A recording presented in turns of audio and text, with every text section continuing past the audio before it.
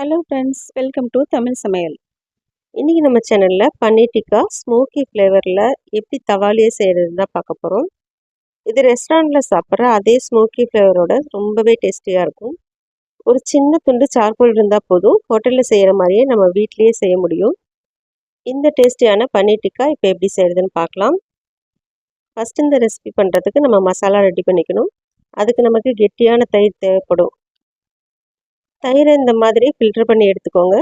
அப்போ நமக்கு கெட்டியான தயிர் கிடைக்கும். ஒரு 10 நிமிஷத்துலேயே பாருங்கள் தயிர்லேருந்து தண்ணி எவ்வளோ வந்திருக்குன்னு. உங்ககிட்ட கெட்டியான தயிர் இருந்ததுன்னா நீங்கள் அதையும் யூஸ் பண்ணிக்கலாம். இப்போ தயிரை ஒரு அகலமான பாத்திரத்தில் நம்ம சேர்த்துக்கலாம். தயிர் கூட மற்ற மசாலா பொருட்களும் நம்ம சேர்க்க ஆரம்பிச்சிடலாம்.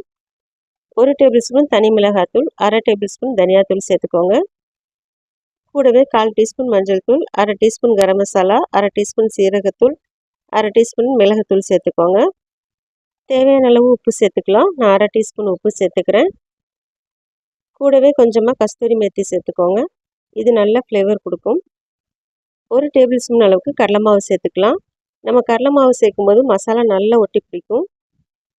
2 டேபிள் ஸ்பூன் அளவுக்கு எண்ணெய் சேர்த்துக்கோங்க. நீங்கள் சமைக்கிறதுக்கு எந்த எண்ணெய் யூஸ் பண்ணுறீங்களோ அதையே சேர்த்துக்கோங்க. 1/2 எலுமிச்சம்பழத்தோட சாறு நம்ம பிழிஞ்சிக்கலாம். இப்போ இது எல்லாத்தையும் நல்லா மிக்ஸ் பண்ணிக்கோங்க.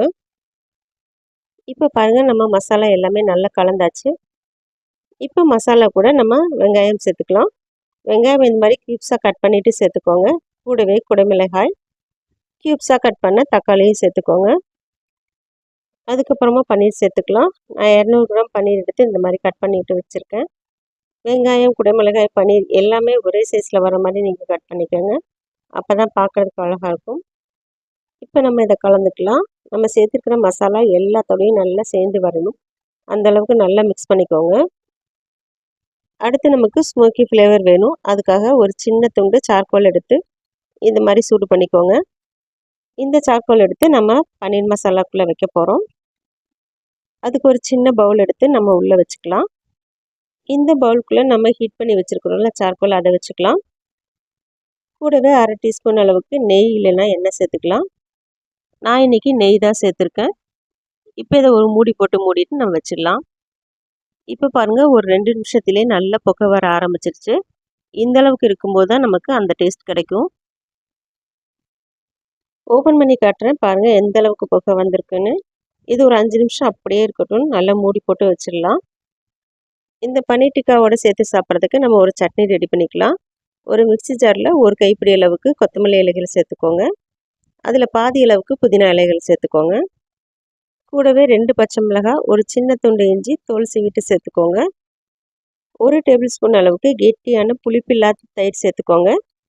தேவையான அளவு உப்பு சேர்த்துட்டு கொஞ்சம் கூட தண்ணி சேர்க்காமல் இதை நம்ம அரைச்சிக்கலாம். இப்போ நம்ம அரைச்ச சட்னியை ஒரு பவுலுக்கு மாற்றிக்கலாம். ரொம்ப ரொம்ப டேஸ்ட்டாக இருக்கும் இந்த சட்னி நம்ம டிக்காவோட சேர்த்து சாப்பிடும்போது. இது இருக்கட்டும். இப்போ நம்ம மசாலாவில் ஊற வச்சுருந்தோம்ல பன்னீர், அதை ஓப்பன் பண்ணி பார்க்கலாம். நம்ம சார்கோலை மெதுவாக வெளியில் எடுத்துடலாம். மசாலா கூட நல்ல ஃப்ளேவர் இறங்கியிருக்கும். இப்போ இதை நம்ம தவால போட்டு ஃப்ரை பண்ணிக்கலாம். தவால 2 டேபிள் ஸ்பூன் அளவுக்கு எண்ணெய் சேர்த்துக்கோங்க. எண்ணெய் சூடானதுக்கப்புறம் பன்னீர், குடமிளகாய், வெங்காயம் எல்லாத்தையுமே நம்ம 2-3 பேட்சாக ஃப்ரை பண்ணி எடுத்துக்கலாம். தவால எந்த அளவுக்கு பிடிக்குமோ அந்த அளவுக்கு சேர்த்துக்கோங்க. எல்லாத்தையும் சேர்த்ததுக்கப்புறம் ஒரு 2 நிமிஷம் போல் நல்லா வேகட்டும். அதுக்கப்புறம் நம்ம ஒன்று ஒன்றா திருப்பி விட்டு வேக வச்சு எடுத்துக்கலாம்.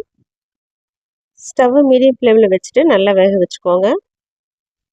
இந்த மாதிரி நல்லா கோல்டன் ப்ரௌன் கலர் வர வரைக்கும் நம்ம வேக வச்சு எடுத்துக்கலாம். அப்போ தான் இது சாப்பிட்றதுக்கு நல்லாவே டேஸ்ட்டாக இருக்கும். இப்போ இது ரெடி ஆகிடுச்சு. அப்படியே இதை நம்ம ஒரு பிளேட்டுக்கு மாற்றிக்கலாம். மீதி இருக்கிற எல்லாத்தையும் நம்ம 2-3 பேட்சாக ஃப்ரை பண்ணி எடுத்துக்கலாம். ரொம்பவே ஈஸியாக நம்ம ரெஸ்டாரண்ட்டில் சாப்பிட்ற மாதிரி அதே டேஸ்ட்டில் பன்னீர் டிக்கா ஸ்மோக்கி ஃப்ளேவரில் செஞ்சுருக்கோம். நீங்கள் வீட்டில் இதை செஞ்சு கொடுத்து பாருங்கள். குழந்தைங்கள்லேருந்து பெரியவங்க வரைக்கும் எல்லாருமே ரொம்ப விரும்பி சாப்பிடுவாங்க. கூடவே இந்த க்ரீன் சட்னியோட சேர்த்து சாப்பிட்டு பாருங்கள். டேஸ்ட் அட்டகாசமாக இருக்கும். நீங்களும் இந்த ரெசிபியை வீட்டில் செஞ்சு பார்த்துட்டு டேஸ்ட் எப்படி இருக்குதுன்னு மறக்காமல் கமெண்ட் பண்ணுங்கள். இந்த வீடியோ உங்களுக்கு பிடிச்சிருந்துன்னா லைக் பண்ணிவிட்டு தமிழ் சமையலுக்கு சப்ஸ்கிரைப் பண்ணிக்கோங்க. தேங்க்யூ.